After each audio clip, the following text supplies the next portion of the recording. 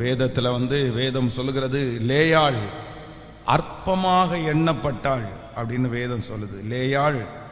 லேயாள் அற்பமாக எண்ணப்பட்டாள். ஆனால் ஆண்டவர் அற்பமாக எண்ணப்பட்ட அந்த லேயாளை கர்த்தர், நீங்கள் ஆதியாகமம் 29ஆம் அதிகாரத்தினுடைய 31வது வசனத்தை வாசிப்பீர்களே, ஆனால் லேயாள் அற்பமாய் எண்ணப்பட்டாள் என்று கர்த்தர் கண்டு அவள் கர்ப்பம் தரிக்கும்படி செய்தார். ராகேலோ மலடியாயிருந்தாள். லேயாள் அற்பமாய் எண்ணப்பட்டாள் என்று கர்த்தர் கண்டு. இது ரொம்ப அழகான ஒரு வசனம். வேதம் சொல்லுது லேயாள் அற்பமாய் எண்ணப்பட்டதை யாருமே பார்க்கலையாமா, யாருமே பார்க்கல. அவள் அற்பமாய் எண்ணப்படுகிறது அப்படின்னு சொல்றது வெளி தோற்றமாய் அல்ல, அப்படியே அவளுடைய வாழ்க்கையோட சம்பந்தப்பட்ட ஒரு அற்பம். பொதுவாக அற்பமாக நினைக்கிறதுல 2 வெரைட்டி இருக்குது. ஒன்று என்ன அப்படின்னு சொன்னால், எல்லாருக்கும் தெரிஞ்சு நம்மளை கேவலமாக நம்மளை குறைவாக நினைக்கிறதுன்னு ஒன்று இருக்குது. அது ஒரு அற்பமாக எண்ணப்படுகிறது. அப்படின்னா மற்றவங்களுக்கு முன்னாடி வச்சு தகாத வார்த்தைகளால் திட்டி ரொம்ப ஏளனமாக பார்த்து நீ எல்லாம் ஒரு ஆள் அப்படி, இது ஒரு அற்பமாய், இது ஒரு அற்பம். நம்மளை அற்பமாய் என்ன பண்ணுறது, இது ஒரு வெரைட்டி. இன்னொரு வெரைட்டி என்ன அப்படின்னு சொன்னால், அவங்க நம்மளை அற்பமாக நினைக்கிறாங்கன்னு சொல்லி நமக்கு மட்டும்தான் தெரியும், வேற யாருக்குமே தெரியாது. நம்மளை எவ்வளோ கேவலமாக ட்ரீட் பண்ணுறாங்க, நம்மளை எவ்வளோ குறைக்கிறாங்க அப்படின்னு சொல்லி நமக்கு தெரியும், நம்ம ஃபீல் பண்ணோம். இவ்வளோ கேவலமாக நான் போயிட்டேன்ல, இவ்வளோ அற்பமாக நினைக்கிறீங்க அப்படின்னு நம்ம அதை ஃபீல் பண்ணுவோம். அவங்களுடைய நடத்தையை வச்சு, அவங்களுடைய பேச்சுகளை வச்சு, அவங்க நம்மளை இன்டீரியராக உள்ள செய்கிறத வச்சு நம்ம கண்டுபிடிச்சிருவோம். ஆனால் வெளி தோற்றத்துக்கு என்னென்னா, எல்லாருக்கும் முன்னாடி என்ன பண்ணுவாங்கன்னா, அப்படி ஒன்றும் பெருசாக நடந்தது மாதிரி காமிச்சிக்க மாட்டாங்க, நம்மளை நல்லா பார்த்துக்கிறது மாதிரி காமிச்சுக்குவாங்க, நம்மளை ரொம்ப பெருசாக உயர்வாக பேசுறது மாதிரி வெளியில் யாருக்கு முன்னாடியும் இவங்க நம்மளை இவ்வளோ கேவலமாக நினைக்கிறாங்க அப்படின்றது வெளியில் யாருக்குமே தெரியாது. இது அதனால இந்த மாதிரி 2 விதமான அற்பமாக எண்ணப்படுகிறது இருக்குது. நான் இந்த அற்பமாக நினைக்கிறது என்ன அப்படின்னு சொன்னால், நம்மளை ஃபீல் பண்ண வைக்கும். நம்ம அழுவோம், நம்ம கஷ்டப்படுவோம், நான் இவ்வளோ மோசமாக இருக்கிறேனே, இவங்க இவ்வளோ நினைக்கிறாங்களே அப்படின்னு சொல்லி நமக்குள்ளே ஒரு இன்ஃபீரியரை கொண்டு வர்ற அளவுக்கு அந்த அற்பம். இந்த லேயாள் சந்தித்த அற்பம் என்ன அப்படின்னு சொன்னால் அப்படிதான். அப்படின்னா அவளை வெளி தோற்றமாக யாக்கோபு அடிக்கிறதோ, இல்லை வெளி தோற்றமாக அரெஸ்ட் பண்ணுறதோ, வெளி தோற்றமாக நீ ரொம்ப கேவலமாக இருக்கிற அப்படின்னு சொல்கிறதோ அப்படியெல்லாம் கிடையாது. அந்த பழக்கம் யாக்கோபுக்கு இல்லை. அந்த யாக்கோபு அந்த விதத்தில் ரொம்ப ஒரு சாஃப்டான ஆள் தான். ஆனால் என்ன அப்படின்னு சொன்னால், இவங்களை ரிஜெக்ட் பண்ணுறாரு பாருங்களேன், ரிஜெக்ஷன். 2 பேர் இருக்கிறாங்க, ஒன்று அக்கா, இன்னொன்று தங்கச்சி. சட்டப்படி நியாயப்படி அவங்க அப்பா கல்யாணம் பண்ணி வச்சது யாரை அப்படின்னு சொன்னால், இந்த லேயால தான் கல்யாணம் பண்ணி வைக்கிறார். இவ தான் மனைவின்ற அத்தாரிட்டி இவங்களுக்கு தான் ஃபஸ்ட்டு. எப்போவுமே வேதத்தில் பார்த்தீங்க அப்படின்னு சொன்னால், அந்த நிறைய பேர் 2வது கல்யாணம் பண்ணியிருக்கிறாங்க. ஆனால் வேதம் அங்கீகரிக்கிறது யாரை அங்கீகரிக்கிறது அப்படின்னு சொன்னால், அந்த முதல் மனைவியை தான் அங்கீகரிக்குது. ஆபிரகாமை குறித்து வேதம் சொல்லுகிறது சாராயை தான் ஆண்டவர் முக்கியத்துவப்படுத்துறாரு, சாராயை தான் கர்த்தர் சொல்றாரு. அப்போ இந்த இடத்துல வேதத்தில் வாசிப்போமே ஆனால், அப்போ இங்க 2 பேர் இருக்காங்க. முறைப்படி, அதான் நம்ம ஊர் பாஷைப்படி சொல்ல போனா, தாலி கட்டி 4 பேருக்கு முன்னாடி வச்சு கல்யாணம் ஒரு ஃபங்க்ஷன் எடுத்து தன்னுடைய தகப்பனாருடைய சம்மதத்தோட கல்யாணம் பண்ணது யாரு அப்படின்னு சொன்னா, இந்த லேயாளை தான் அவர் கல்யாணம் பண்ணாரு. ஆனா இந்த லேயாளை அற்பமா நினைக்கிறதுனா என்ன அப்படின்னு சொன்னா, சரி அதுக்கப்புறம் திரும்ப ஒரு 7 வருஷம் தன்னுடைய மனைவி இருக்கும் போதே எனக்கு நான் இவளை நான் கேட்கவே இல்லை, இவளை நீங்க எனக்கு எதுக்கு கல்யாணம் பண்ணி வச்சீங்க, எனக்கு அவன் மேலதான் பிரியமா இருக்குது, அவங்கள கல்யாணம் பண்ணி தரணும்னு சொல்லி மனைவியை கல்யாணம் பண்ணதுக்கு பிற்பாடு 7 வருஷம் தன்னுடைய சகோதரிக்காக, தன்னுடைய தங்கச்சிக்காக ஒரு கணவனார் பாடுபடுறதை நம்மளால என்ன பண்ண முடியாது, எப்படி ஏத்துக்க முடியும்? இதுதான் அற்பமா எண்ணப்படுகிறது. அப்படின்னா இவளால எதிர்த்து கூட பேச முடியாதுன்னு வச்சுக்கோங்களேன். ஏன் இப்படி பண்றீங்க, எதுக்கு இப்படி பண்றீங்க, நான் தான் உங்களுக்கு மனைவியா இருக்கிறேன், இல்லை என் தங்கச்சி எதுக்கு நீங்க கல்யாணம் பண்ணணும் அப்படின்னு கூட இந்த மனுஷியால கேட்க முடியாது. ஏன்னா இவ ஒரு பொருட்டே கிடையாது. இவங்கள்ட்ட ஒரு டிஸ்கஷன் பண்ணி, நான் இந்த மாதிரி நினைக்கிறேன், இந்த மாதிரி கல்யாணம் பண்ணட்டுமா, அந்த மாதிரி கூட அந்த இந்த லேயால ஒரு பொருட்டா வைக்கல. இந்த யாக்கோபு வந்து இவங்களை குறித்து இவங்களை சரி நம்ம கல்யாணம் பண்ணிட்டோம், இந்த மாதிரி அவங்க மாமனார் ஏமாத்தினார், அதுக்காக இந்த பொண்ணு என்ன பண்ணுவா, இந்த மாதிரி எதையுமே நினைக்காம இந்த மனைவி இருக்கவே 7 வருஷம் அந்த பெண்ணுக்காக வேலை செய்கிறார். இன்னொன்னு, இவ அற்பமாய் எண்ணப்பட்டது அப்படின்னு சொன்னா, இந்த இப்ப கல்யாணம் பண்ணியாச்சு. யாரை கல்யாணம் பண்ணியாச்சு அப்படின்னு சொன்னா ராகேல கல்யாணம் பண்ணியாச்சு. இப்போ முழுக்க முழுக்க அவனுடைய கணவனார் என்ன பண்றாரு அப்படின்னு சொன்னா, இந்த ராகேல் மேலேயே ரொம்ப நேசமா இருக்கிறார். ராகேல தான் அவருக்கு பிடிச்சி வேண்டி வேண்டி கல்யாணம் பண்ணாரு, பார்த்து கல்யாணம் பண்ணாரு. ஆல்ரெடி 7 வருஷம் இந்த மூத்த பொண்ணை அவர் கொடுத்தாரே தவிர இந்த மூத்த பொண்ணுக்காக அவர் வேலை செய்யல, தனக்காக தன்னுடைய கணவனார் பாடுபடல. இந்த 14 வருஷமும் யாருக்காக தான் பாடுபட்டு இருக்கிறார் அப்படின்னு சொன்னா, அந்த ராகேலுக்காக தான் அவர் பாடுபட்டு இருக்கிறார். இப்போ அந்த பொண்ணை இவங்க இருக்கும் போதே அவங்க 2 பேரும் பேசுறாங்க, அவங்க 2 பேரும் வெளியில போறாங்க, அவங்களுக்கு சாரி வாங்கி கொடுக்கறாரு. இதெல்லாம் வந்து என்ன காயம் அப்படின்னு சொன்னா, அது பெண்களுக்கு தெரியும்னு நினைக்கிறேன். இந்த காயம் வந்து பெரிய காயம். இது யாராலையுமே உண்மையிலே பொறுத்துக்க முடியாது. இது வந்து ஒரு ஸ்பெஷல் ஒரு கிஃப்ட் இருக்கிறவங்க தான் பொறுத்துக்க முடியும். ஆனா தகப்பனாருக்கு அதை குறித்து வந்து ஒரு பெரிய அக்கறையே இல்லை. தகப்பனார் அதை குறித்து ஒரு பெரிய விஷயமா எடுத்துக்கவே இல்லை. அந்த லாபான் அப்படின்றவன் வந்து ஒரு மோசமான ஒரு கேரக்டர். அப்படின்னா தன்னுடைய பிள்ளைகளையே வந்து 7 வருஷம் அப்படி 14 வருஷம் ஒருத்தனுடைய கையில கொடுத்து, நீ எனக்கு வேலை செஞ்சு கொடு, நான் உனக்கு பிள்ளைய தரேன் அப்படின்னு சொல்ற அளவிற்கு ஒரு மோசமான ஒரு கேரக்டர் உள்ள நபர் தான் வந்து இந்த லாபான். ஏன்னா இந்த லாபானுக்கு ஆண்டவரை பற்றி பயம் எதுவுமே இல்லை. அந்த லாபான் வந்து ஆண்டவருக்குள்ள இருக்கிறானா இல்லையான்னு தெரியல. வேதத்துல வந்து ரெபேக்காள் செய்த ஒரு மிகப்பெரிய தவறு என்ன அப்படின்னு சொன்னா, தன்னுடைய சகோதரன் என்ன நிலைமையில இருக்கிறான்னு தெரியாமலே அவனுடைய வீட்டுக்கு யாக்கோபை அனுப்பி வச்சதுதான் வந்து இந்த ரெபேக்காள் செய்த பெரிய தவறு. என்னமோ யாக்கோபுக்கு வந்து ஆண்டவர் மேல ரொம்ப பற்றுதல் இருந்ததுனால, ஆண்டவருடைய தரிசனம் அவன் மேல இருந்ததுனால தான் அந்த வீட்டில் போய் காப்பாற்றப்பட்டானே தவிர, வேற ஒரு சாதாரணமா சாலோமோன மாதிரி ஒரு ஆளா இருந்திருந்தா வேதம் சொல்லுது அவன் வந்து லாபானுக்கு கீழே அடிக்ட் ஆயிருப்பான். ஏன்னா லாபான் வந்து விக்கிரக ஆராதனைக்காரனா இருந்தான். அவனுடைய வீட்டில் இருக்கிற இவங்க 2 பேரும் வீட்டை விட்டு கிளம்பி போகும்போது அவன் திரும்பி தேடி வர்றான். தேடி வந்து லாபான் என்ன சொல்றான் அப்படின்னு சொன்னா, நீங்க வீட்டை விட்டு போனதெல்லாம் எனக்கு பிரச்சனை இல்லை, என்னுடைய கடவுள்களை என்னுடைய சொரூபத்தை ஏன் திருடிட்டு போனீங்க? அப்போ நம்முடைய ஆண்டவருடைய பிள்ளைகள் வந்து நம்முடைய பிள்ளைகளை சொந்தக்காரங்க வீட்டில் வளர்த்துறதுல ரொம்ப ஞானமா இருக்கணும். நம்ம வந்து திடீர்னு நம்முடைய மாமன், மச்சான், அண்ணன், அக்கா அப்படின்னு நம்முடைய பிள்ளைகளை வந்து பல நாட்கள் வந்து அனுப்பி விடுவாங்க. ஏதோ 1 நாள் 2 நாள் நம்முடைய சொந்தக்காரங்களுடைய வீட்டுக்கு நம்முடைய பிள்ளைகள் போகிறது தவறல்ல. ஆனா பிள்ளைகளை வந்து பராமரிக்கிறதுக்காக சில வீடுகளில் விடும்போது நம்ம அந்த பிள்ளைகளுக்காக ஸ்பெஷலா ஜெபம் பண்ணணும். இன்னொன்று வந்து அதற்கு முன்பாகவே நம்முடைய பிள்ளைகளுக்கு வந்து ஆண்டவரை குறித்து ரொம்ப ஒரு ஃபெய்த் இருக்கணும். சாதாரணமாய் அறகுறையா இருக்கிற பிள்ளைகளை நீங்க ஸ்பிரிச்சுவல் லைன்ல கொஞ்சம் நல்ல செட்டப் ஆகாத பிள்ளைகளை இந்த மாதிரி விக்கிரக ஆராதனைக்காரராக இருக்கிற சொந்தக்காரங்களுடைய வீட்டில், இல்லைன்னா குடிக்கிறவங்களுடைய வீட்டில், சினிமா பார்க்கறது தப்பு இல்லை அப்படின்னு நினைக்கிறவங்களுடைய வீட்டில், அசுத்த வாழ்க்கை வாழ்கிறவர்களுடைய அந்த சொந்தக்காரர்களுடைய வீட்டில் நீங்க அனுப்பிட்டீங்கன்னா அங்க போய் பிள்ளைகள் வந்து ரொம்ப இடறி போவாங்க. அந்த பிள்ளைகள் வந்து திரும்ப வந்து ஆவிக்குரிய வாழ்க்கையில கிடைக்காமலே போவாங்க. அதனால சொந்தக்காரர்களுடைய வீட்டில் பிள்ளைகளை அனுப்பும் போது நம்ம ரொம்ப ஜாக்கிரதை உள்ளவர்களா இருக்கணும். அவர்களுடைய விஷயத்தை எல்லாம் நம்முடைய பிள்ளைகள் வந்து கற்றுக்கிட்டு வரக்கூடாது. அவங்க வார்த்தைகளை எல்லாம் நம்முடைய பிள்ளைகள் கற்றுக்கிட்டு வரக்கூடாது. அதனால இப்போ வந்து ஸ்கூல் லீவ் வந்துச்சுன்னா அப்படிதான் சிலர் வந்து பிள்ளைகளுக்கு ரொம்ப ஆசையா இருக்கும், விருப்பமா இருக்கும். ஏன் அப்படின்னு சொன்னா, நம்ம வந்து எதை செஞ்சாலும் நம்ம கண்டிப்போம், நம்ம எதை செஞ்சாலும் வந்து இதை மாதிரி பண்ணக்கூடாது, தவறு அப்படின்னு சொல்லுவோம்.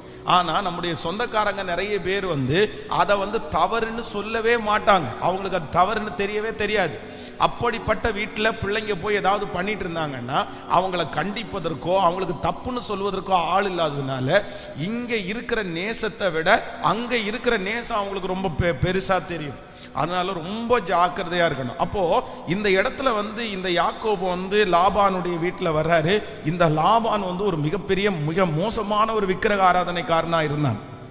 அவனுக்கு வந்து பொம்பளை பிள்ளைங்க மேல பாசமே இல்லை. அவனுக்கு வந்து அவன் பெற்றெடுத்தது வந்து அவனுடைய மகன்களையும் பெற்றெடுத்தான், மகள்களையும் பெற்றெடுத்தான். ஆனா அந்த மகள் மேல அவருக்கு வந்து எந்த இதுவும் இல்லை. ஏன்னா அவங்க என்னதான் இருந்தாலும் இன்னொரு வீட்டுக்கு போகக்கூடியவங்க தானே. இன்னொரு குடும்பத்துக்கு போக வேண்டியதானே, நம்ம பையன்தான் நமக்கு, நம்ம பையன்தான் நம்முடைய ஆசீர்வாதம் நினைச்சு எல்லாத்தையும் பையனுக்கு தான் கொடுக்கணும்னு நினைச்சானே தவிர பொம்பளை அந்த கேர்ள்ஸ் மேல, பிள்ளைகள் மேல, பொட்ட பிள்ளைங்க மேல அவனுக்கு எந்த கரிசனையும் இல்லை.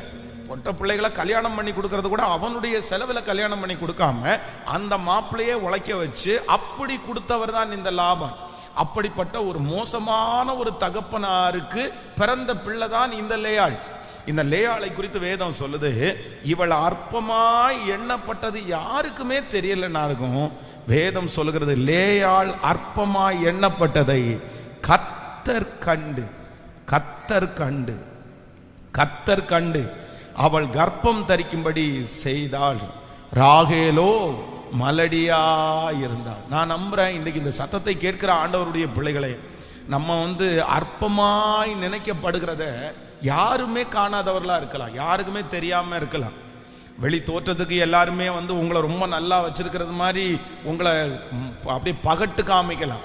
என் மனைவி எவ்வளோ நல்லா வச்சிருக்கிறேன் பாரு, என் கணவனாரை எவ்வளோ நல்லா வச்சிருக்கிறேன் பாரு, என் மாமியாரை எவ்வளோ நல்லா வச்சிருக்கிறேன் பாரு அப்படின்னு சொல்லி வெளி தோற்றத்திற்கு சொந்தக்காரங்களுக்கு முன்னாடி மற்றவர்களுக்கு முன்பாக ஒரு ராஜாத்தி போல, ஒரு ராஜா போல நம்மளை வச்சிருக்கலாம்.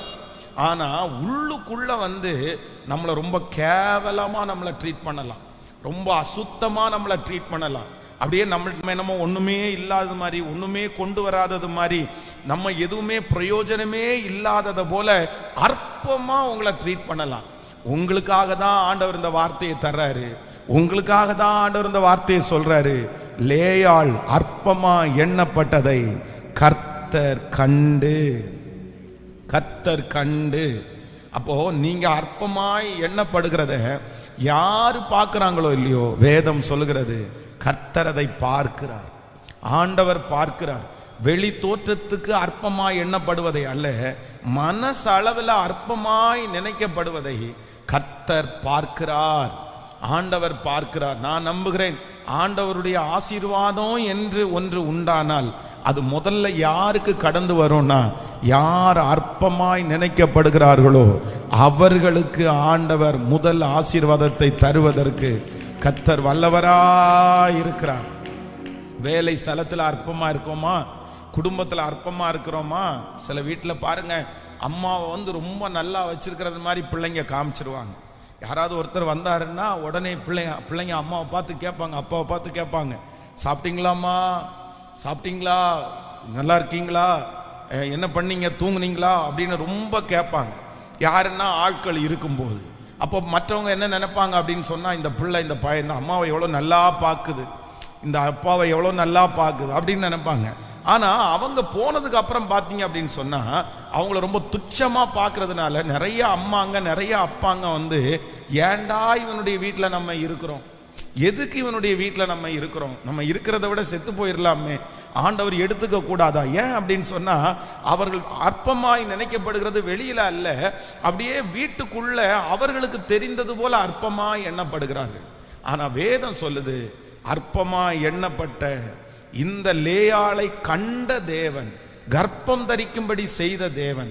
இன்றைக்கு இந்த உபவாச ஜபத்துல யாரெல்லாம் இந்த சத்தத்தை கேட்குறீங்களோ, நீங்க அற்பமா எண்ணப்படுறீங்கன்னாலே ஆண்டவர் உங்க மேல கண்ணோக்கமா இருக்கிறார் என்று அர்த்தம். நீங்க அற்பமா எண்ணப்படுகிறீங்கன்னாலே கர்த்தர் உங்களை நினைக்க போறாருன்னு அர்த்தம். உங்களை உயர்த்துகிறதற்கு முன்பாக, உங்களை ஆசீர்வதிக்கிறதுக்கு முன்னாடி, கர்த்தர் உங்களை பெருக பண்றதுக்கு முன்னாடி நீங்க கடந்து போகிற ஒரு பெரிய பாதை என்ன பாதைன்னா, உங்களை அற்பமாய் நினைக்கிற பாதையைத்தான் கர்த்தர் கடக்க பண்ணுகிறார். நாம் விசுவாசிக்கிறேன், யாரெல்லாம் அற்பமான பாதையை கடக்கிறீர்களோ, யாரெல்லாம் அற்பமாய் எண்ணப்படுகிற அந்த சூழ்நிலைக்குள்ள கடந்து போகிறீர்களோ, உங்கள் ஒவ்வொருவருக்கும் கர்த்தர் ஒரு பெருக்கத்தை கர்த்தர் வைத்திருக்கிறார், ஒரு உயர்வை கர்த்தர் வைத்திருக்கிறார், மேன்மையை ஆண்டவர் வைத்திருக்கிறார். கர்த்தர் நம்மை உயர்த்துவதற்கு முன்பாக நாம் கடந்து போகிற பாதை அற்பமான பாதை. உங்க வண்டி அற்பமா பார்க்கறாங்களா? நீங்க ஓட்டி கொண்டிருக்கிற பைக் அற்பமா பார்க்கறாங்களா? ஆண்டவர் உங்களுக்கு, நான் நம்புறேன், உங்களுக்கு ஒரு நல்ல வாகனத்தை கர்த்தர் தரப்போகிறார் என்ற அர்த்தம். உங்களுடைய ட்ரெஸ்ஸை பார்த்து உங்களை அற்பமா நினைக்கிறாங்களா? நான் நம்புறேன், ஆண்டவர் உங்களுக்கு நல்லா உடுத்து வைக்க போறாருன்னு அர்த்தம். உங்க வாழ்க்கையை பார்த்து நிறைய பேர் அற்பமா நினைக்கிறாங்களா? நான் நம்புறேன் கர்த்தர் உங்களுக்கு ஒரு நல்ல வாழ்க்கையை தரப்போகிறார் அப்படின்னு அர்த்தம். உங்களுக்கு இருக்கிற குறைவை வைத்து உங்களை அற்பமா நினைக்கிறாங்களா? அவங்க கண்ணுக்கு முன்னாடியே கர்த்தர் உங்களை நிறைவாய் நடத்த போகிறார். நம்புறவங்க நல்ல கரங்களை தட்டி, முழு பலத்தோடு கரங்களை தட்டி ஆமென். அற்பமான ஆரம்பத்தின் நாளை யார் அசட்டை பண்ண முடியும்? பூமி எங்கும் சுற்றி பார்க்கிற கர்த்தருடைய கண்கள் அற்பமாய் இருக்கிறவர்கள் மேல் கண்ணோக்கமாய் பார்க்கிறது. ஹalleluya. சேர்ந்த அந்த வார்த்தை அற்பமான ஆரம்பத்தை ஆமென் யார் அசட்டை பண்ண முடியும்? ஆமென். அற்பமான என் ஆரம்பத்தை சம்பூரணமாய் மாற்றினீ, நான் கண்ணீரோடு விதைத்ததெல்லாம் கம்பீரமாய் அறுக்கச் செய்தி. அற்பமான என் ஆரம்பத்தை சம்பூரணமாய் மாற்றினீ, நான் கண்ணீரோடு விதைத்ததெல்லாம் கம்பீரமாய் அறுக்கச் செய்தி. எல்லா இயேசுக்கு சித்தினா முடிந்ததே, ரகபோத் தொடங்கியதே. எல்லா இயேசுக்கு சித்தினா முடிந்ததே, ரகபோத் தொடங்கியது. இப்ப சொல்லுவோம் எல் ஷடாய், சர்வ வல்லமையுள்ளவரே. யெகோவா யெகோவா பெருக செய்பவரே. ஷடாய் தெய்வமே, சர்வ வல்லமையுள்ளவரே. யெகோவா யெகோவா தெய்வமே. என்னை ஒரு விசை கூட எல்லாரும் சொல்லுவோம். அற்பமான என் ஆரம்பத்தை சம்பூரணமாய் மாற்றுவி, நான் கண்ணீரோடு விதைத்ததெல்லாம் கம்பீரமாய் அறுக்கச் செய்தி. பாடுவோம். அற்பமான என் ஆரம்பத்தை சம்பூரணமாய் மாற்றுவி, நான் கண்ணீரோடு விதைத்ததெல்லாம் கம்பீரமாய் அறுக்கச் செய்தி. பாடுவோம். எல்லா இயேசுக்கு சித்தினா முடிந்ததே, ரகபோத் தொடங்கியதே. எல்லா இயேசுக்கு சித்தினா முடிந்ததே, ரகபோத் தொடங்கி. கைகளை மேல தட்டி எல் ஷடாய் தெய்வமே. ஹalleluya. யெகோவா என்னை பெருக செய்பவரே. எல் ஷடாய் ஹalleluya ஹalleluya. யெகோவா என்னை பெருக செய்பவரே. ஆமென். இன்னைக்கு இந்த லேயாளை குறித்து தான் இன்னைக்கு இந்த ஃபாஸ்டிங் பிரேயர்ல நம்ம தியானிக்க போறோம். இந்த லேயாள் கடந்து வந்த பாதை பார்த்தீங்க அப்படின்னா ரொம்ப கடினமான ஒரு பாதை. ஃபர்ஸ்ட் வேதம் சொல்லுது, இந்த லேயாளுடைய மனதில் வேதம் சொல்லுகிறது, அவள் அற்பமாய் எண்ணப்பட்டாள். அற்பமாய் எண்ணப்பட்டாள். எப்படி எண்ணப்பட்டாள் அப்படின்னு சொன்னா, மனதளவில் ஒரு சொந்த வீட்டுக்குள்ள 4 செவத்துக்குள்ள வேதம் சொல்லுகிறது அவள் அற்பமாய் எண்ணப்பட்டாள். எவ்வளவு வலி இருக்கும் பாருங்க, எவ்வளவு வலி இருக்கும் பாருங்க. ரொம்ப கொடுமையான ஒரு வலி. இதற்கு ஆண்டவராகிய இயேசு கிறிஸ்துவனுடைய அந்த குணம் இல்லைன்னா இந்த பாதையை யாராலும் கடக்கவே முடியாது. வெள்ளக்கோயில் பக்கத்தில் எனக்கு ரொம்ப நெருக்கமான எங்களுடைய சொந்த ஒரு பெரியம்மா ஒருத்தங்க இருந்தாங்க. ரொம்ப ஏஜ் தான், இப்போ இறந்துட்டாங்க. அவங்கள உண்மையிலே மறக்கவே முடியாது. அவங்க என்னுடைய வாழ்க்கையில் ஒரு மிகப்பெரிய ஒரு இன்ஸ்பயர் அப்படின்னு நான் சொல்லலாம். அவங்கள வச்சு ஒரு நிறைய காரியங்களை உண்மையிலே நான் கற்றுக்கொண்டேன். என்ன அப்படின்னு சொன்னால், அவருடைய கணவனார் பார்த்தீங்கன்னா ரொம்ப இவங்க 2 பேரும் அந்யோன்யமாக நேசமாக இருந்தாங்க. திடீர்னு ஒரு நாள் ஒரு பொண்ணை வீட்டுக்குள்ளே கூட்டிகிட்டு வர்றாரு. அந்த பொண்ணை கூட்டிகிட்டு வந்ததும் இல்லாமல், அந்த பொண்ணு யார் அப்படின்னு சொன்னால், அந்த பொண்ணு ஒரு 7 மாத கர்ப்பிணி பெண்ணா இருக்காங்க.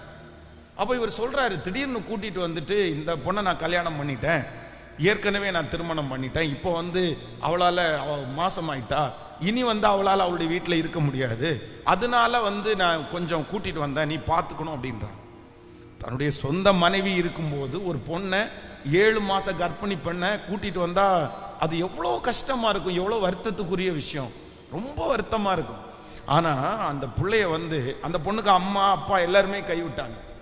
இந்த அம்மா பெரியம்மா அந்த மகளை அந்த கர்ப்பிணி பெண்ணை பார்த்து அந்த பிள்ளையினுடைய குழந்தைய பெத்தெடுக்கிறதுக்கு ஹாஸ்பிட்டலில் கொண்டு போய் அட்மிட் பண்ண வச்சு அந்த பிள்ளைய பெத்தெடுக்க வச்சு தன்னுடைய வீட்டுக்கு கொண்டு அந்த குழந்தைய பார்த்து, திடீர்னு பார்த்தீங்க அப்படின்னு சொன்னால் அந்த பிள்ளை அந்த கல்யாணம் பண்ணி வந்த மகளுக்கு அந்த 2வது சிஸ்டருக்கு காலில் ஒரு புண்ணு வந்துச்சு. அந்த புண்ணு அழுக ஆரம்பிச்சிருச்சு. அந்த லேடிய தன்னுடைய சொந்த சகோதரியை பார்த்தா எப்படி இருக்குமோ அப்படி பார்த்து அவங்க இறந்தே போயிட்டாங்க. அவங்க இறந்து போனதுக்கு அப்புறம் அவங்க பெத்து போட்ட அந்த பிள்ளைய தன் பிள்ளையா நினைச்சு வளர்த்து அதற்கு பிறகு இந்த கணவனார் திரும்ப திரும்ப தண்ணி அடிச்சுட்டு பிரச்சனை பண்ணி அதெல்லாம் சகிச்சுக்கிட்டு கடைசியில் இவர் ஸ்ட்ரோக் ஆகி படுத்த படுக்கை ஆயிட்டாரு. படுத்த படுக்கையான தன்னுடைய கணவனாரை தன்னுடைய ஃபர்ஸ்ட் எப்படி நேசிச்சாங்களோ அப்படியே அவரை நேசிச்சு பார்த்து எல்லாரையும் செட்டில் பண்ணிட்டு கடைசியா இப்போ பாத்தீங்கன்னா அவங்க இறந்து போனாங்க. எப்படி அது முடியுது? அது எப்படி முடியும்? அது ஒரே வீட்டில் 2 பெண்கள் ஒரே வீட்டில் இருக்கிறது அப்படின்றது கூட ஒரு பெரிய விஷயம். அப்படி இருக்க முடியாது. அதுவும் ஒரு கணவனாருக்கு 2 ஒய்ஃபு, அந்த 2 ஒய்ஃபும் ஒரே வீட்டில் இருக்கிறாங்க. அதுவும் அக்கா தங்கச்சி 2 பேரும் ஒரு வீட்டில் இருக்கிறாங்க. அதுவும் ஒருத்தி ரொம்ப அழகானவா, இன்னொருத்தி ரொம்ப கூச்ச பார்வை உள்ளவங்க. ஒருத்திய கணவனார் ரொம்ப நேசிக்கிறாரு, இன்னொருத்திய கணவனார் கண்டுக்கவே இல்லை. அப்படின்னு வரும்போது அந்த வீட்டில் எப்படி அந்த மனுஷியால இருக்க முடியும்? எப்படி இருக்க முடியும்? ஆனா அந்த வீட்டில் இருந்து அந்த வீட்டில் குழந்தைய பெத்தெடுத்து அந்த வீட்டில் ஒரு பெரிய சந்ததியே உண்டு பண்ணவதான் யார் அப்படின்னு சொன்னா இந்த லேயாள்.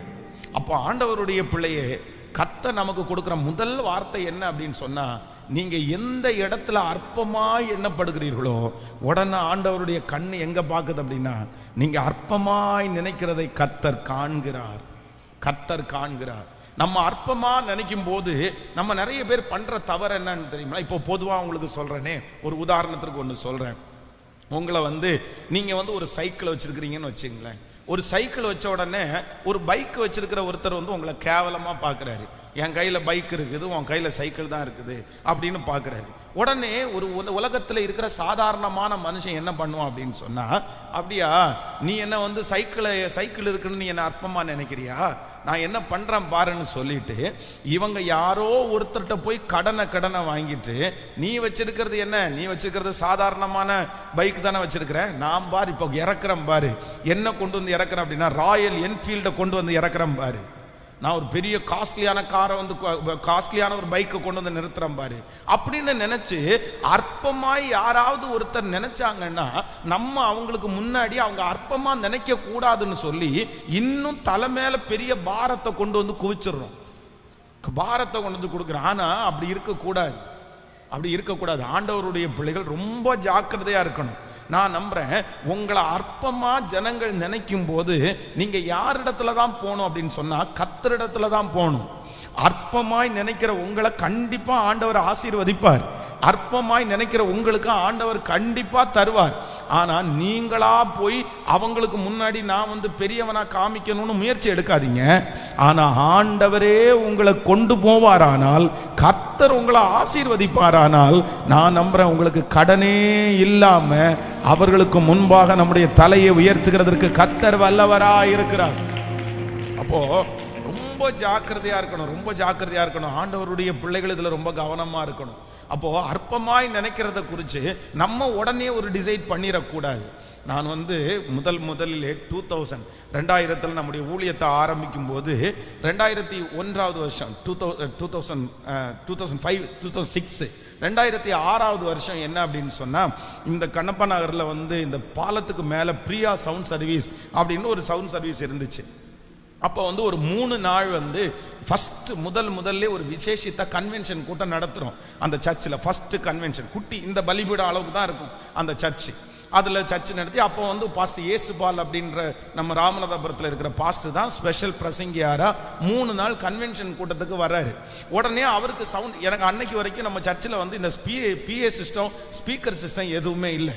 சரி, ஃபர்ஸ்ட் டைமா நம்ம ஒரு பிஏ சிஸ்டம் ஒரு ஸ்பீக்கர் வாடகைக்கு எடுத்து அந்த மீட்டிங்கில் வைக்கலான்னு சொல்லி இந்த பிரியா சவுண்ட் சர்வீஸ் இடத்துல போனால் அவர் ரெண்டு பாக்ஸ் எடுத்துட்டு வந்தார். அந்த ஸ்பீக்கர் பாக்ஸ் 2 பாக்ஸை வச்சு அந்த கன்வென்ஷனை முடிச்ச உடனே அவர்கிட்ட கேட்டேன், இந்த மாதிரி பிரதர், இந்த 2 ஸ்பீக்கரும் ஏதாவது செகண்ட்ஸாக நீங்கள் விற்கிற மாதிரி இருக்கீங்களா? இந்த 2 ஸ்பீக்கருமே எங்களுக்கு போதுமானது அப்படின்னு சொன்னால் அவர் என்கிட்ட என்ன சொன்னாருன்னா, ஐயோ இது ரொம்ப வருஷம் போட்டு அடின்னு அடிச்சாச்சு, இதில் வச்சு நான் நிறைய ஆயிரக்கணக்கான மீட்டிங் நடத்திட்டேன், இது அதனுடைய குவாலிட்டியே குறைஞ்சிருச்சு அப்படின்னா எனக்கு இவ்வளோதான் இப்போது வாங்க முடியும், எவ்வளோ சொல்லுங்கன்னு சொன்னேன்னா அவர் 2000 ரூபாய்க்கு கொடுத்தாருன்னு நினைக்கிறேன், சரியான ரேட் ஞாபகம் இல்லை, ரொம்ப கம்மியான ப்ரைஸுக்கு கொடுத்தாரு. ஆனா இந்த ஸ்பீக்கர் வெளியில கொண்டு போய் மலையில எல்லாம் வச்சதுனால மேலே இருக்கிற அந்த தோல் எல்லாம் அப்படியே உறிஞ்சிருந்துச்சு. உடனே நான் என்ன பண்ணேன்னா எல்லாத்தையுமே உரிச்சு எடுத்துட்டு சர்ச்சில் இருக்கிற ஒரு கார்பெண்டரை வச்சு ஒரு டொக்கலான் சீட்டு வாங்கி அதுக்கு மேலே புதுசு மாதிரி ஒட்டி அப்படியே பக்காவா புதுசு மாதிரி என்ன பண்ணேன்னா 2 பக்கம் வச்சோம். 2 பக்கம் வச்சு அப்படியே அதில் ஆராதனை நடத்திட்டு இருக்கும்போது ஒருத்தர் வந்தார். வந்துட்டு ஸ்பீக்கரை பார்த்துட்டு, என்ன புதுமையா இருக்கு, வித்தியாசமா இருக்குது, யாருக்கிட்டையுமே இல்லாத மாடலா இருக்குது அப்படின்னு சொன்ன உடனே நான் சொன்னேன், இந்த மாதிரி மாடிஃபைட் பண்ணி வச்சிருக்கிறேன், அழகுபடுத்தி வச்சிருக்கேன்னு சொன்ன உடனே செக் பண்ணலான்னு செக் பண்ணாரு. உள்ள இருக்கிறது பழசு, அதனால என்னதான் வெளியில ரொம்ப பூசி மொழிகி ரொம்ப வச்சிருந்தாலும் சவுண்டு வரும்போது எப்படிதான் வரும், சவுண்டு வரும்போது ரொம்ப மோசமாக தான் வரும். அதனால பேசின உடனே அது அப்படி சவுண்டு போயிடுச்சு. ஐயோ என்ன பிரதர் இவ்வளோ கேவலமாக இருக்குது, இவ்வளோ கேவலமாக இருக்கிற ஸ்பீக்கரை வச்சிருக்கிறீங்க அப்படின்னு ரொம்ப ஒரு குறைவாக அவர் பேசிட்டார். பேசின உடனே எனக்குள்ள ஒரு பெரிய வெறி வருது. என்ன வெறி வருது அப்படின்னா, அடுத்த வாரம் இதே மாதிரி 2 புது ஸ்பீக்கரை வாங்கி 2 பக்கம் வச்சு அவரை வர சொல்லி இப்ப பேசுங்க பிரதர் அப்படின்னு என்ன செய்யுங்க ஆண்டவரேன்னு ஜெபம் வேற. இதுக்காக என்ன பண்ணலாம் அப்படின்னு பார்த்தா அந்த நடக்கல. சரி, நம்ம மாம்சத்தில் இதை யோசிக்கிறோம், வேண்டாம் அப்படின்னு ரொம்ப நாள் காத்திருக்கிறேன். ரொம்ப நாள் காத்திருந்து ஒரு 9 மாதங்கள் தாண்டுகிறது, கிட்டத்தட்ட ஒரு 1 இயர். அந்த 1 இயருக்குள்ள நம்முடைய திருச்சபையில இருக்கிற ஒரு வாலிப பையன் ஒரு சவுண்ட் சர்வீஸுக்காக அவன் ஒரு செட்டு ஸ்பீக்கரை வாங்குறான். அப்போ அந்த ஸ்பீக்கர் ரொம்ப நல்லா இருக்குது. ஒரு ஸ்பீக்கரு, ஒரு கீழே ஒரு பேஸு, அப்புறம் ஒரு ஆம்பிளிஃபையர், ஒரு மிக்சர், அப்படி ஒரு செட்டாக வாங்குறான். எவ்வளோ ரூபான்னு கேட்டால் அவன் சொல்கிறான், பாஸ் இது 1.25 லட்சம் ரூபாய், ஆனால் எங்களுடைய ஓனர் எனக்கு கொஞ்சம் கொஞ்சமாக பணம் கட்டினா தந்தா போதும் அப்படின்னு சொல்கிறாரு அப்படின்னு சொன்னான். ஃபஸ்ட்டு நம்ம சர்ச்சில் அந்த சவுண்டை போட்டுட்டு அதுக்கப்புறம் நான் இதுக்கு எடுத்துகிட்டு போகிறேன்னு சொல்லி அந்த சர்வீஸுக்கு அந்த ஸ்பீக்கர் சிஸ்டத்தை ஆன் பண்ணால் எனக்கு ரொம்ப பிடிச்சிருச்சு.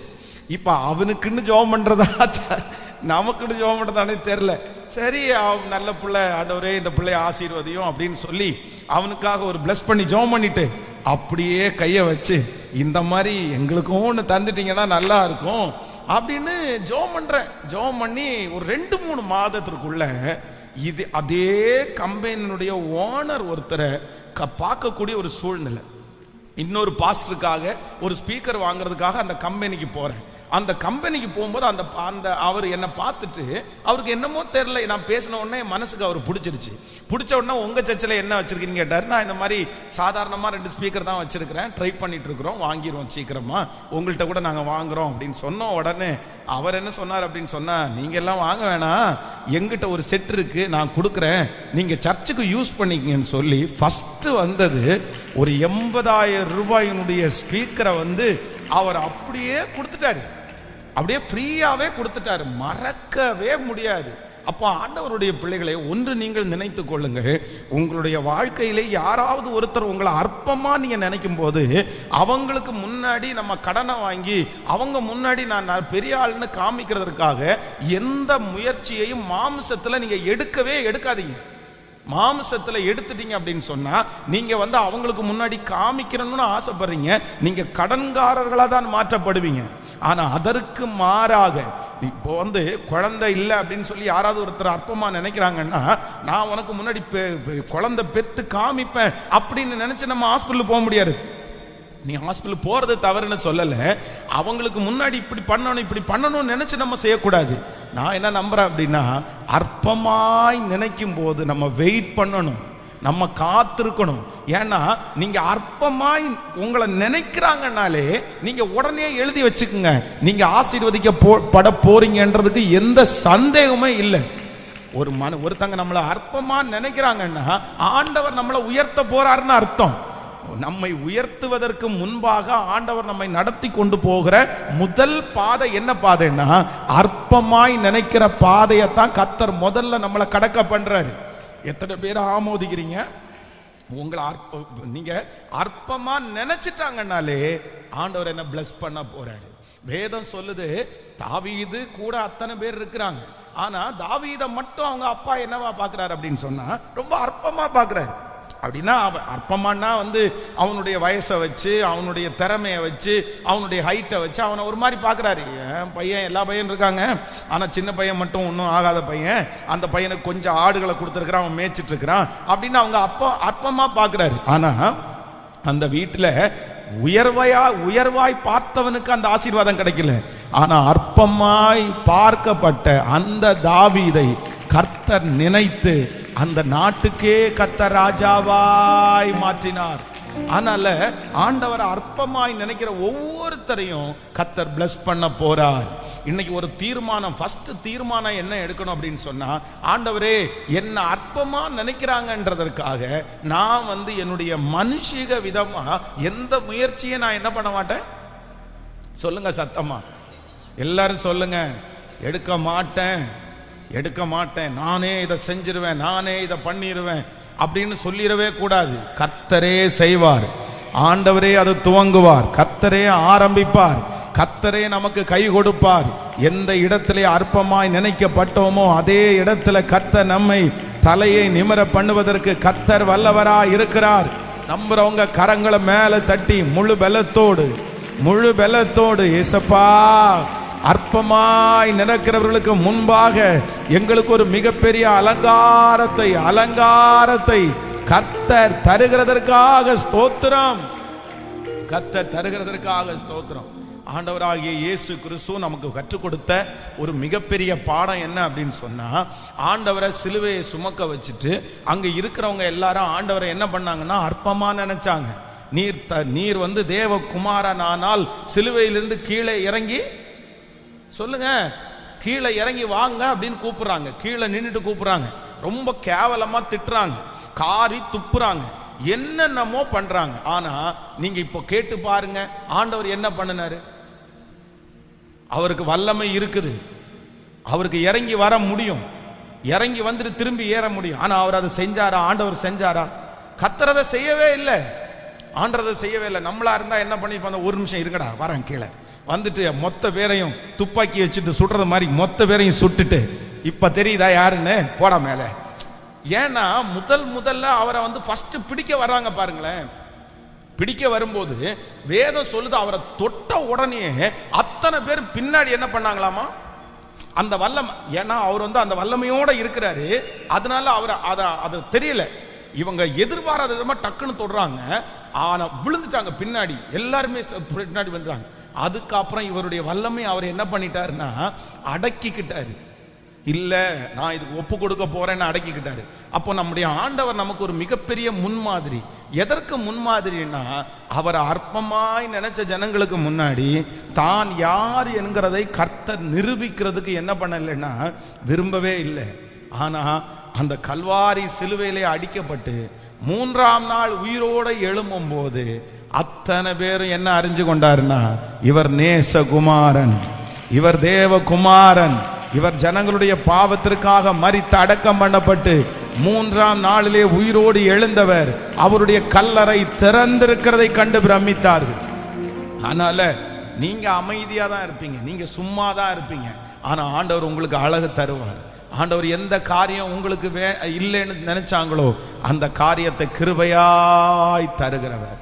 சோ நம்பர் 1, இந்த ஃபாஸ்டிங் பிரேயர்ல ஃபர்ஸ்ட் ஜெபிக்க வேண்டியது, முதல்ல கர்த்தர் வாக்கு கொடுக்கிறார், அற்பமாய் எண்ணப்பட்ட உன்னை நான் காண்பேன், அற்பமாய் எண்ணப்படுகிற உன்னுடைய பிள்ளையை நான் காண்பேன், அற்பமாய் எண்ணப்படுகிற உங்களுடைய குடும்பத்தை கர்த்தர் காண்கிறார், அற்பமாய் நினைக்கப்படுகிற அந்த பிசினஸை கர்த்தர் பார்க்கிறார், அற்பமாய் நினைக்கப்படுகிற உங்களை கர்த்தர் சாட்சியாய் நிறுத்துவேன் என்று கர்த்தர் வாக்கு கொடுக்கிறார். ஹல்லேலூயா. நம்பர் 2, இரண்டாவதாக ஆண்டவருடைய பிள்ளைகள் இந்த சத்தியத்தில் அறிஞ்சிக்க வேண்டியது ஒன்று என்னன்னா, என்னை யார அற்பமா நினைச்சாலும் ஆண்டவரே அவங்க என்ன அற்பமா நினைக்கிறாங்கன்றதற்காக நான் என்ன பண்ணிடக்கூடாதுன்னா ஒரு நாளும் என்னுடைய பணத்தை செலவு பண்றதோ கடன் வாங்குறதோ என்ன அற்பமா மற்றவங்க நினைக்கும் போது அவங்க முன்னாடி என்ன நினைக்க கூடாதுன்றதுக்காக நான் முயற்சி எடுத்து தோற்று போகாமல் இருக்கக்கூடிய கிருபையை கர்த்தர் தருவீராக. ஹல்லேலூயா. நம்முடைய நேச்சரே ரொம்ப பெரிய நேச்சர். என்ன அப்படின்னு சொன்னா, நமக்காக நம்ம சாப்பிட மாட்டோம், அடுத்தவனுக்காக தான் சாப்பிடுவோம், நமக்காக நம்ம உடுத்த மாட்டோம், அடுத்தவங்களுக்காக தான் நம்ம உடுத்துவோம், நமக்காக நம்ம எதுவுமே செய்ய மாட்டோம், அடுத்தவங்களுக்காக தான் எல்லாத்தையும் செய்வோம். அடுத்தவங்களுக்கு செஞ்சு என்ன பண்ண போறோம், என்ன கிடைக்க போகுது? நான் என்ன சொல்றேன்னா, யாருக்காகவும் செய்யாதீங்க. யாருக்காக செய்யுங்கன்னா உங்களுக்காக என்ன வேணாலும் நீங்க செஞ்சுக்கோங்க. நீங்க நல்லா இருக்கிறதுக்கு என்ன வேணாலும் செஞ்சுக்க. நம்ம ஒரு ஹோட்டல்ல போய் உட்கார்ந்தா கூட நம்ம என்ன நமக்கு என்ன தேவையோ அதை ஆர்டர் பண்ண மாட்டேன். எப்பா எனக்கு இன்னைக்கு தயிர் சாதம் தான்ப்பா சாப்பிடணும், தயிர் சாதம் சாப்பிட்ற அளவுக்கு தான்ப்பா வயிறு சரியா இருக்குது, அப்போ நான் என்ன வேணும் சாப்பிடணும், ஒரு தயிர் சாதம் கூடப்பா அப்படின்னு கேட்டு தயிர் சாதம் சாப்பிடணும். ஆனா நமக்கு அந்த இடத்துல வெட்கக்கேடு. இந்த இடத்துல தயிர் சாதம் சாப்பிட்டா எப்படி இருக்கும், வேண்டாம். பக்கத்துல உள்ளவங்க அத்தனை பேரும் பிரியாணி சாப்பிட்றாங்க, நம்ம எதுக்கு அந்த பிரியாணியை வாங்கி வச்சுட்டு தின்னவும் முடியாம கொட்டவும் முடியாம பணத்தை கொடுத்து, இது வேண்டாம். ஆண்டவருடைய பிள்ளைகளே, இன்னொருத்தருக்காக வாழ்ற வாழ்க்கை நிரந்தரமானது அல்ல, நிரந்தரமானது அல்ல. அவங்க என்ன எத்தனை நாள் நம்மளை புகழ்த்த போறாங்கன்னு நினைக்கிறீங்க? சாயம் வெளுத்துச்சுன்னா என்ன ஆகும் அப்படின்னா, நம்ம தோல்வி அடைந்தோம்னா என்ன ஆகும்? அதனால எப்பொழுதுமே ஆண்டவருடைய பிள்ளைகள் இந்த ஞானத்தை விட்டுறாதீங்க. நான் யாருக்காக வாழணும், யாருக்காக உடுத்தணும், யாருக்காக சாப்பிடணும்னா எனக்காக தான் நான் சாப்பிடணும். ஹல்லேலூயா. சண்டே ஞாயிற்றுக்கிழமை இன்னைக்கு ஆராதனைக்கு போறவங்க கூட நிறைய பேர் எதுக்கு போறாங்க தெரியுமா? இன்னொருத்தர் கேட்டுருவாங்களோன்றதுக்காக போறவங்க இருக்காங்க. நீ சர்ச்சுக்கு போலியா நீ அப்படின்னு கேட்டா இவங்களுக்கு என்னமோ ரொம்ப பின்மாற்றத்தில் இருக்கிறது மாதிரி ஒரு ஃபீல் ஆயிரும். சரி, இவங்க கேட்குறாங்களே, இவங்க எல்லாம் கேட்பாங்களே, நம்ம சர்ச்சுக்கு போகலன்னா இத்தனை பேர் கேட்பாங்களே, இந்த கேட்கறதுக்காக போய் என்ன பிரயோஜனம்? அந்த 2.5 மணி நேரம் உட்கார்ந்து பிரயோஜனமே இல்லை. ஒருத்தர் இன்னொருத்தர் கேட்கிறாருன்றதுக்காக திருச்சபைக்கு போனா என்ன சத்தியம் நமக்குள்ள போகும்? எப்படி நம்ம ஆராதிக்க முடியும்? ஆராதிக்கவே முடியாது. இன்னொருத்தர் கேட்கறதற்காக அல்ல, நானும் என் வீட்டாருமோ வென்றால் கர்த்தரையே சேவிப்போம், கர்த்தரையே சேவிப்போம். அப்போ எல்லாரும் ஒரு பொருத்தனை எடுக்க போறோம், ஒரு ஜெபம் பண்ண போறோம். இனி என்னுடைய வாழ்க்கையில இன்னொருத்தருக்காக அல்ல, இன்னொருத்தருக்காக அல்ல, எனக்காக, எனக்கு கர்த்தர் தந்திருக்கிறதை எனக்காக. ஹல்லேலூயா. முழு பலத்தோடு ஆமேன். கைகளை உயர்த்தி ஹல்லேலூயா ஆமேன். இடையில ஒரு நாள் டிராவல் பண்ணிட்டு இருக்கும்போது கார் ஒரு டைம் பஞ்சர் ஆகி நடு ரோட்ல நின்றுச்சு. அப்போ நடு ரோட்டில் நிற்கும் போது ஒருத்தருக்கு ஃபோன் பண்ணி இந்த மாதிரி கார் பஞ்சர் ஆயிடுச்சு, கொஞ்சம் உடனே வர முடியுமா அப்படின்னு கேட்டேன். அவர் வந்துட்டு இருக்கிற வழியில் அந்த வழியிலே போன ஒருத்தர் நான் நிற்கிறத பார்த்துட்டு வண்டியை நிப்பாட்டி என்ன ஆச்சு அப்படின்னு கேட்டார். இந்த மாதிரி கார் பஞ்சர் ஆயிடுச்சு அப்படின்னு. உடனே அவர் கேட்டார், கார் பஞ்சர் ஆனா நீங்க இங்கே நின்றுட்டு இருக்கீங்க, நீங்க பஞ்சர் ஆன உடனே கிளம்பி இருக்கலாம்ல இன்னொரு வண்டியை பிடிச்சிட்டு. மற்றவங்க எல்லாம் பார்த்தா கார் பஞ்சர் ஆனதை குறித்து தப்பா நினைப்பாங்க. தப்பா நினைப்பாங்களா? கார் பஞ்சர் ஆகுதுக்கு எதுக்கு தப்பா நினைக்கிறதுக்கு இருக்கு? இல்ல அது ஒரு அசிங்கம் இல்ல. அது என்ன அசிங்கம்? இல்ல உங்க கார் பஞ்சர் ஆயிருக்குன்றது ஒரு அட ஏன் கார் என்ன டயர் மேல பாஸ்ட் பென்ஸ் நான் எழுதி வச்சிருக்குது. இல்ல என்ன சொல்றீங்க, எனக்கு ஒன்றும் புரியல அப்படின்னா அவருடைய கண்ணோட்டம் என்ன அப்படின்னு சொன்னா, எனக்கு கார் என்ன ஆகக்கூடாதாமா? என்ன மனசு பாருங்க. அப்போ என்ன என்ன பொதுவா நான் அவரை மட்டும் சொல்லல, எல்லாருக்கும் இப்படிப்பட்ட ஒரு எண்ணம் இருக்குது. அது என்ன அப்படியெல்லாம் இல்ல பிரதர், முள்ளுன்னு ஒண்ணு குத்திருச்சுன்னா, ஆணின்னு ஒண்ணு குத்திருச்சுன்னா கண்டிப்பா டயர் என்ன ஆகும்? பஞ்சர் ஆகும். அதுக்கு நான் ஒன்றும் மாற்று கருத்து கிடையாது. இல்ல உங்க கார் பஞ்சர் ஆயிடுச்சுன்னா யாராவது ஒருத்தர் தப்பா நினைச்சாங்கன்னா இதுல என்ன பிரதர் தப்பா நினைக்கிறதுக்கு இருக்குது? இல்ல நீங்க ஜெபம் பண்றவர் இல்ல, ஜெபம் பண்றவங்களுக்கு அப்படி, ஏன் ஜெபம் பண்றவங்களுக்கு அப்படி நடக்க கூடாதா? இல்ல கார் பஞ்சர் ஆன உடனே நான் என்ன நினைக்கிறேன்னா சரி ஒரு அரை மணி நேரம் லேட்டா போறோமா, அதுலயும் ஆண்டவருடைய ஒரு தீர்மானம், ஒரு திட்டம், ஒரு தீர்மானம் இருக்கலாம். அதுக்காக இதெல்லாம் கொண்டு வந்து அப்போ என்னன்னா இந்த மாதிரி மனிதர்கள் வந்து எல்லாத்துக்கும் வருத்தப்படுவாங்க. அப்ப யாராவது ஒருத்தர் கார் பஞ்சர் ஆகி நடு ரோட்ல நிக்கிறத பார்த்தா இவங்களுக்கு என்னவா இருக்கும் அப்படின்னு சொன்னா நிறைய பேருக்கு ரொம்ப கேவலமா இருக்கும். ரொம்ப ஐயோ இப்படி ஆயிடுச்சு அப்படின்னு. இப்போ அதை விடுங்க, நீங்க டீ குடிச்சிட்டு இருக்கிறீங்க, டீ குடிச்சிட்டு இருக்க இல்லைன்னா சாப்பிட்டுட்டு இருக்கிறீங்க, சாப்பிட்டு இருக்கிற சிலருக்கு அது பழக்கம் என்ன அப்படின்னு சொன்னா திடீர்னு நம்முடைய சட்டையிலேயோ துணியிலேயோ என்ன பண்ணிடும்னா சாப்பிட்டு இருக்கும்போது கொட்டிடும். ஐயோ சிலர் பாருங்க இந்த சாப்பாடுக்கு, நான் பார்த்தேன் ஒருத்தரை ஹோட்டல்ல சாப்பிட்டுட்டு இருந்தாரு, ஒருத்தர் சர்வ் பண்ணிட்டு இருந்தா அவன் வேகமா ஊத்திட்டான் போல தெரியுது. ஒரு சாம்பார் வந்து சட்டையில பட்ட உடனே டென்ஷன் ஆகி கத்தி, ஏண்டா உனக்கெல்லாம் கண் இருக்கா இல்லையா, ஆய் போயின்னு கத்தி அங்க பெரிய பிரச்சனை பண்ணி டென்ஷன் ஆகி வாங்க பாஸ்டர் போலாம் அப்படின்னு சொல்லிட்டு எந்திரிச்சு என்னையும் சாப்பிட விடாம எழுப்பி வந்துட்டாரு. நமக்கு அதெல்லாம் பார்க்க போறதே இல்லை. அன்னைக்கு முழுக்க ஒரு டென்ஷனா இருந்து அவரால் எதுவுமே பண்ண முடியாம ரொம்ப ஒரு மாதிரி ஆயிட்டாரு. அப்போ நமக்கு பல டைம் கொட்டி இருக்குது. நம்ம கொட்டி ஸ்ட்ரைட்டா எங்க போயிடும்னா பாத்ரூம் போயிட்டு அங்க கை கழுவ வச்சிருக்கிற கொஞ்சம் அந்த சோப்பு இருக்குல்ல அதை எடுத்து போட்டு சில நேரத்தில் சட்டையெல்லாம் கலட்டி அங்க துவைச்சே போட்டு வந்துருக்கிறோம்.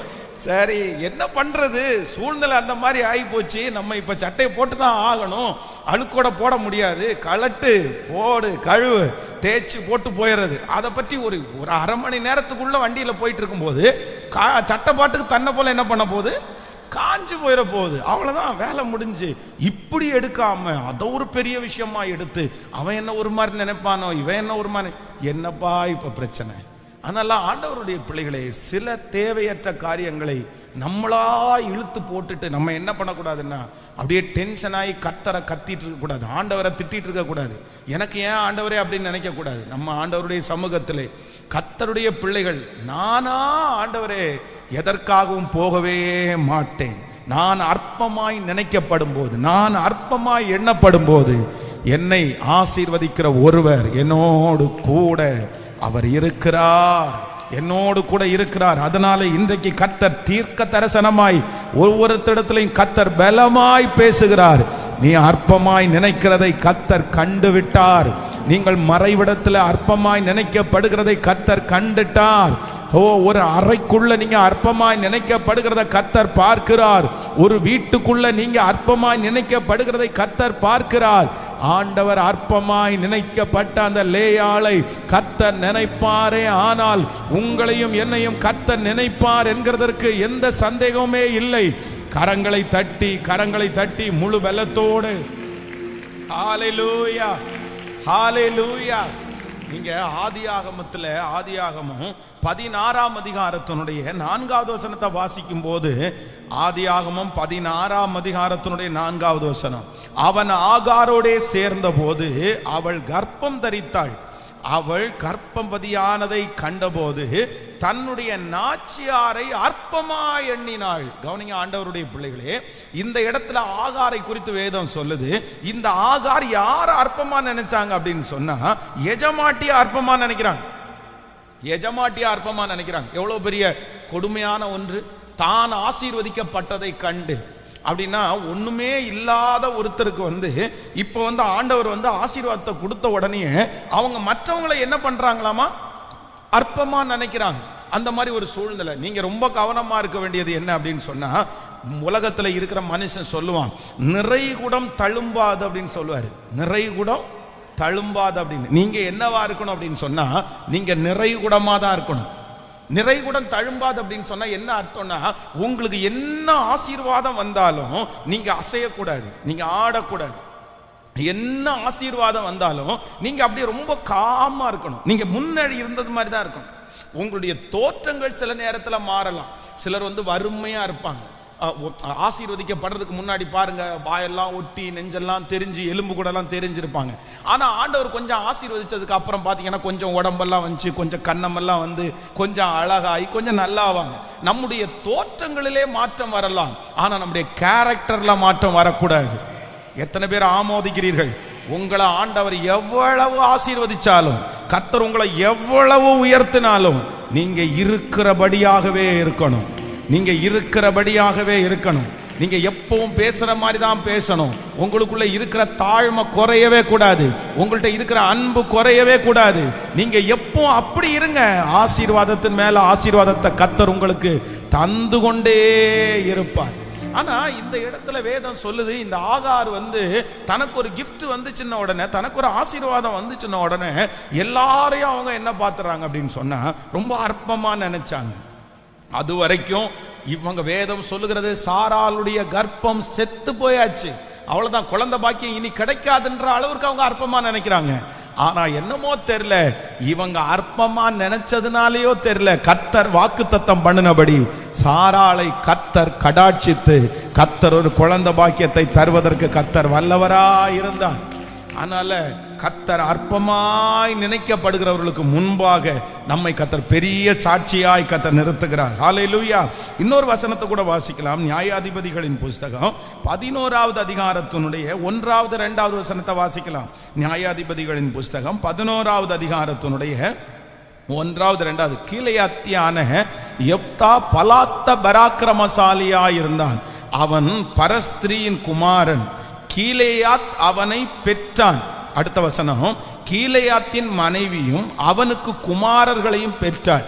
அவன் மனைவி பெற்ற குமாரர் பெரியவர்கள் ஆன பின்பு அவர்கள் யெப்தாவை நோக்கி, உனக்கு எங்கள் தகப்பன் வீட்டில் சுதந்திரம் இல்லை, நீ அந்நிய ஸ்திரீயின் மகன் என்று சொல்லி அவனை துரத்தினார்கள். ஹலோ, யாரு?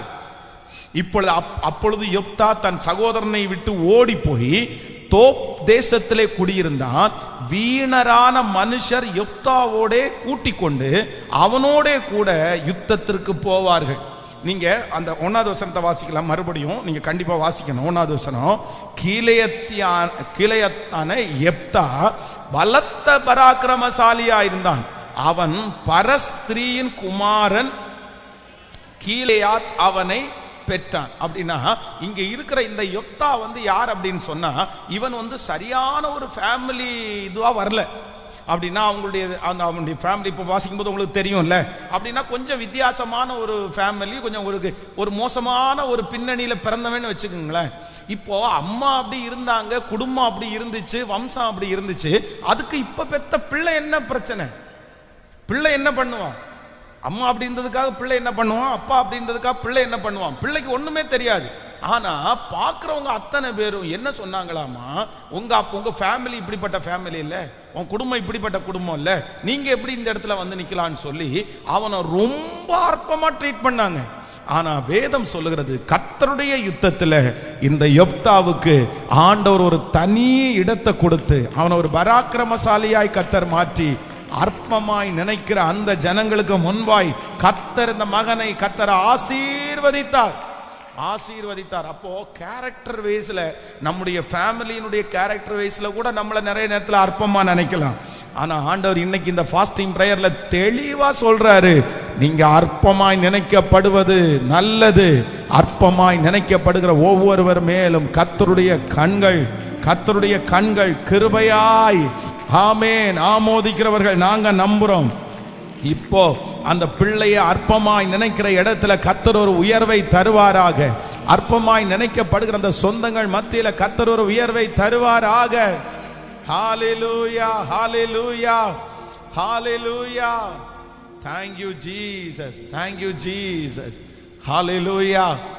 ஆரம்பம் அற்பமானாலும் முடிவு சம்பூர்ணமா, ஆரம்பம் அற்பமானாலும் முடிவு சம்பூர்ணமா, குறைவுகள் நிறைவாகட்டும்,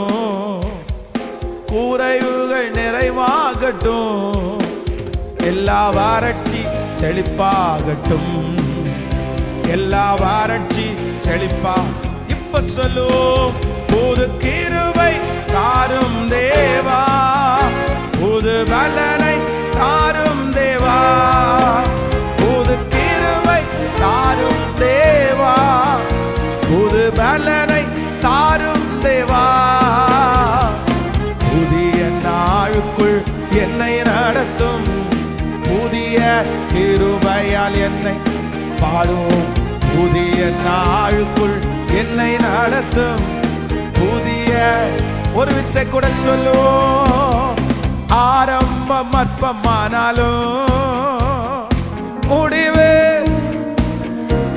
சத்தமாய், ஆரம்பம் அற்பமானாலும் முடிவு சம்பூர்ணமா.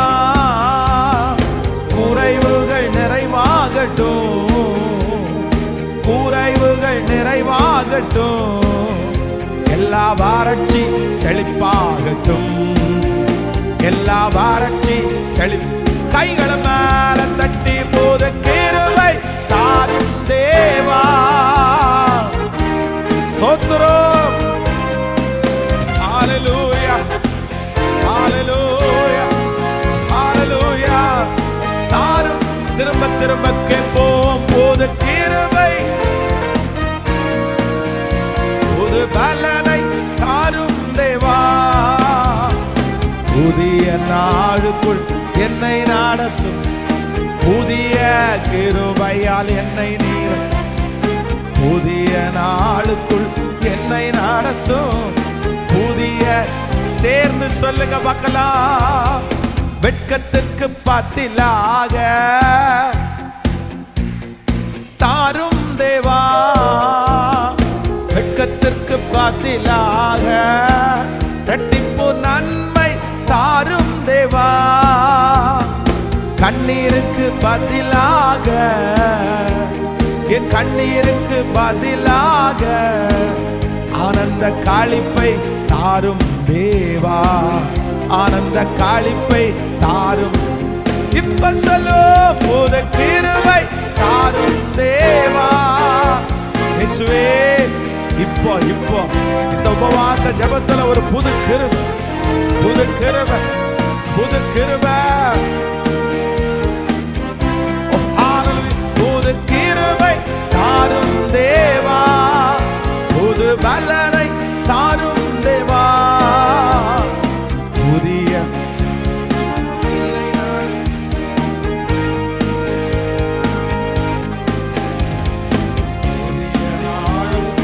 என்னை நடத்தும்.